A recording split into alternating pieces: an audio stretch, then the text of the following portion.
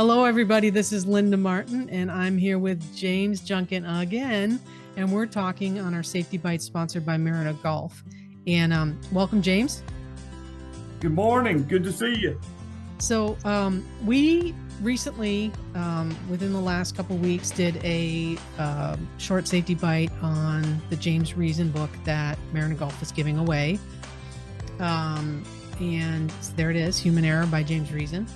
And you're also giving away another book by Sydney Dekker.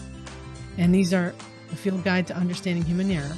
And these are two of the works that I would say you recommend, and I wholeheartedly agree for people to have in their safety library. So one lucky person is going to win the set from Mariner Golf, but everybody should have these on their bookshelves. We're going to segue into Dekker, but you said something very powerful to me just a few minutes ago before we got on the air. And so I'm going to let you roll with the Reason quote and then tell me how that changed your practice. When I first got into safety, all of my mentors, great safety professionals, but what was in vogue at the time was the behavioral-based safety concepts, activator behavior, consequences. You know, if we can change people's attitudes, the way they approach work, and then you're looking out for me, I'm looking out for you, that kind of thing. And a lot of that was built off of Hydra and his injury triangle. And when I started doing my own research and came across Dr. Reason's book, Human Error, this is one of the quotes that had the most impact on me, beginning to question how we approach safe work, how behavior-based safety fit into what we were doing, and whether or not it was working or not, and whether that was the most effective way. So this is kind of a long quote. I'm gonna read it.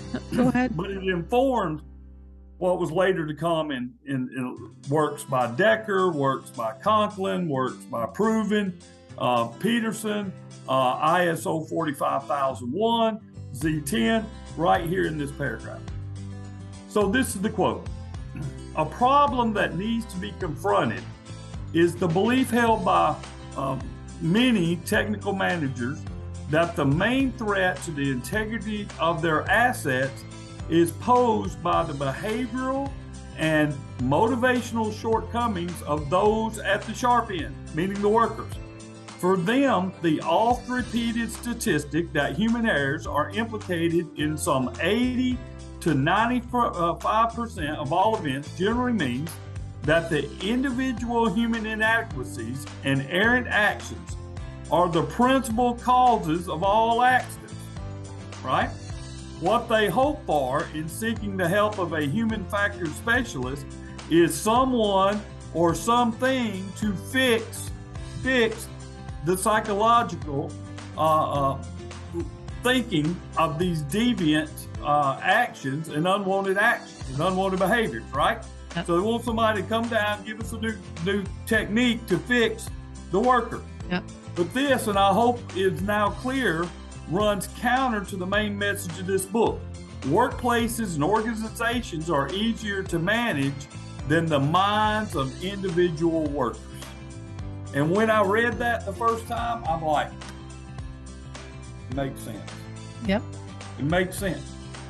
So, you know, Heydrich had his role in his day when he did his thing, but we've evolved from that. Yep. And I don't think anyone seriously believes that 85 to 80 to 95% of all workplace injuries are due to the shortcomings of the worker. Yeah.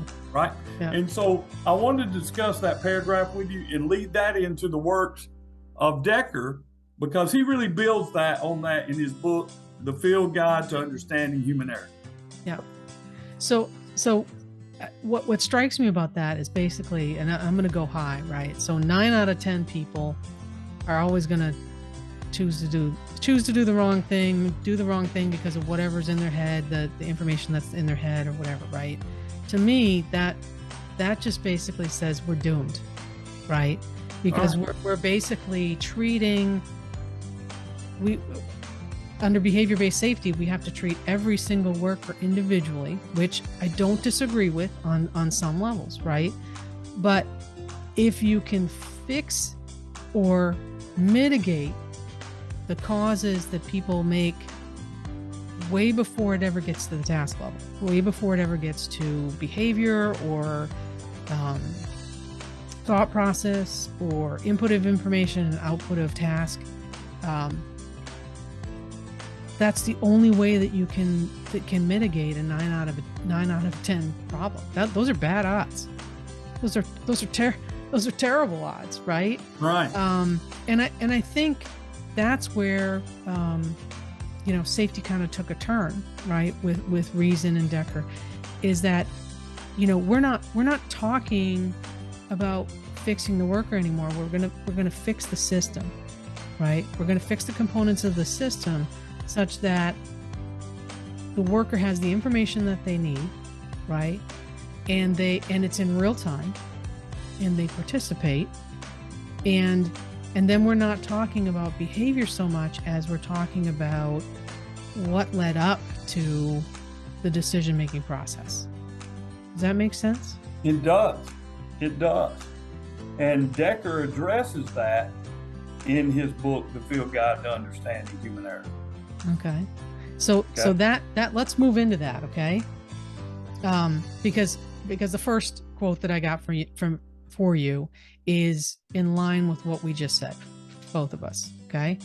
Human error is not the cause of failure. Human error is the effect or symptom of deeper trouble. Human error is systematically connected to the features of people's tools, tasks, and operating systems. Absolutely. I'm going to comment on it, but that's a pretty simple statement right there. Human error is the effect or symptom of deeper trouble. Instead of trying to fix the worker and seeing the worker as the problem to be fixed, we see the worker as the recipient of system defects.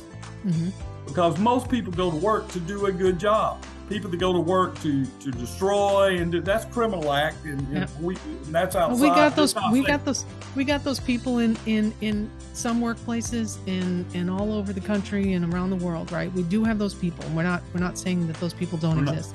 Yeah. But my feeling is the tables are turned, and the 9 out of 10 or 9.5 or 9.9%, out of 10 people, they go to work to do a good job, as you say. They go to work to do their job, to meet their goals, to stay employed, and to come home safe. Right.